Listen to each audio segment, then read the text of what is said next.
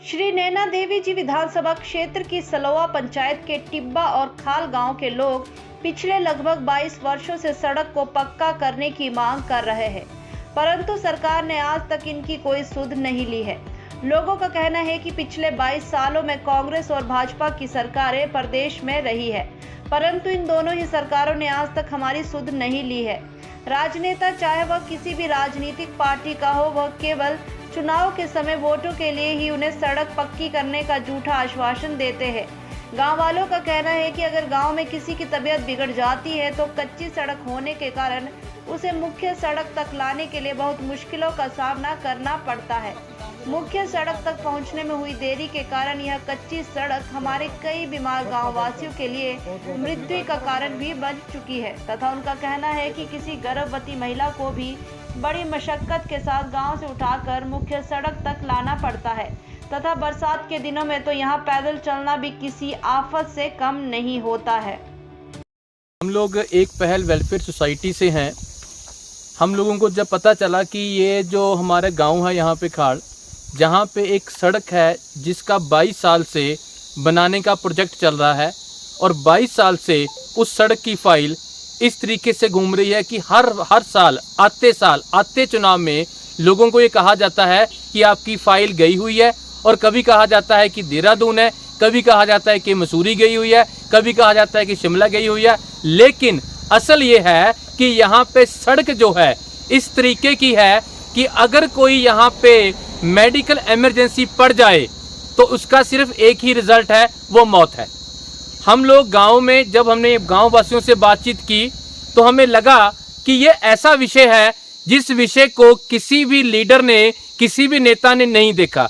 मेरे साथ यहाँ पे माताएं खड़ी हैं, मेरे साथ बुजुर्ग खड़े हैं, इनकी उम्र निकल गई, इनका एक जीवन का हिस्सा निकल गया अपनी सोटियों के साथ, लाठियों के साथ इस सड़क के ऊपर चलते हुए। लेकिन जो नेता यहाँ से जीत के जाते हैं, जिनकी कारें विधानसभा के सामने रुकती हैं, जिनको शिमला में इनकी वजह से रहने के लिए फ्लैट मिलते हैं, उनको इनका दर्द नहीं नजर आता। आप देख सकते हैं सड़क का क्या हाल है।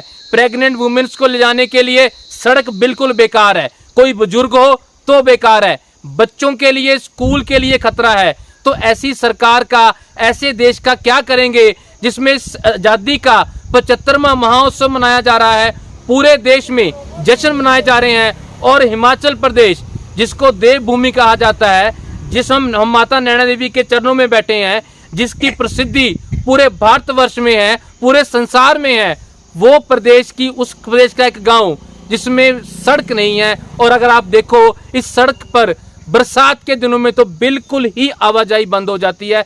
हमारी सरकार से निवेदन भी है, चेतावनी भी है, अगर ये सड़क इससे इलेक्शन से पहले, चुनाव से पहले नहीं बनाई गई तो जो इस गांव वासियों ने जो अहद किया है, जो वादा किया है, वो ये है कि इस बार चुनाव का बहिष्कार किया जाएगा और किसी भी नेता को इस सड़क के ऊपर हम पैर रखने नहीं देंगे। धन्यवाद।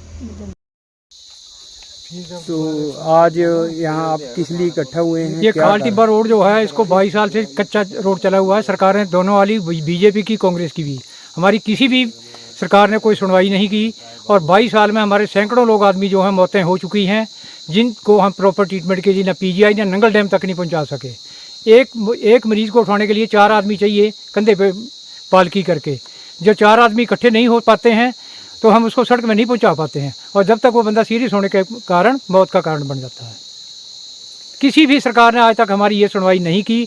हम रो पीट के दहाड़ लिए सबके आगे, ये बोलते हैं हो जाएगा हो जाएगा, देहरादून फाइल गई है, देहरादून फाइल गई है।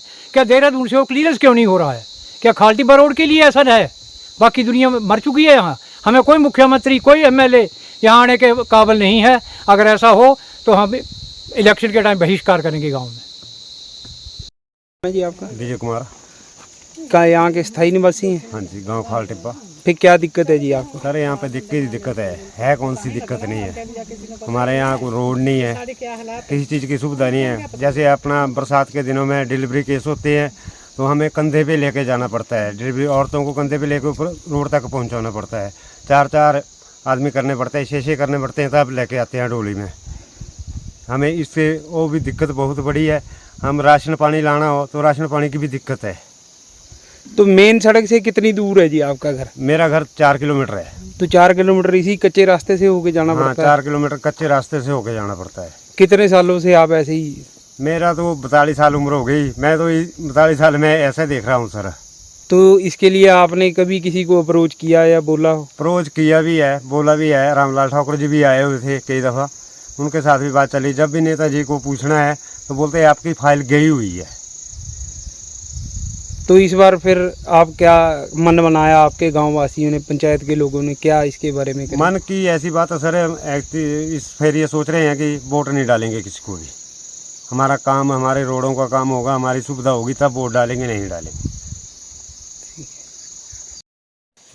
आज यहाँ आप इकट्ठे हुए हैं, उसके लिए क्या कारण है जी? सर ये 22 साल से रोड कच्चा है, यहाँ कोई हमें सुविधा दी गई नहीं है। और जो भी यहाँ आते हैं वो भी बोलते हैं कि पक्की हो जाएगी, हो जाएगी, हो जाएगी। हमारे बुजुर्ग ये देखो सोठू लेके आ रहे हैं, ऊपर डंडा लेके आ रहे हैं। कैसे इनको लाना है? अगर बीमार हो जाएं तो इनको लेके कहाँ जाना है? हम पक्का ही बोलेंगे, किसी को आने ही नहीं देंगे यहाँ। अगर रोड पक्का हो गया तो ठीक है, नहीं तो हम किसी को वोट ना सपोर्ट कुछ नहीं करेंगे। कभी आपने भी बोला किसी को इस सड़क पे के लिए भी? बोले है जी, साड़ी सुनाई कोई नहीं हम दी, ऐसी क्या बोलिए। फिर इस बार वोटों में क्या करेंगे जी? वोटों में ऐसी किसी को वोट नहीं देनी, कोई भी आवे चाहे, किसी को वोट नहीं देनी। जब हमारी हालत में कोई देख नहीं रहा, हम वोट कैसे देंगे? वोट लेकर अपने घर बढ़ते हैं, हाँ हमारा कुछ नहीं बनाते हैं। उन्होंने लियान दी हालात ऊपर रोड से किस तरह लियाना सी, किस तरह लियाना? आटा चक्की सानों दूर है, असी आटा कित्थे ते लियाना? सिलेंडर असी ऊपर ते लेकर जाते, कोई MLA आ गया, कोई आ गया, सानों सिलेंडर थल्ले पजावे, फिर असी वोट दूंगे।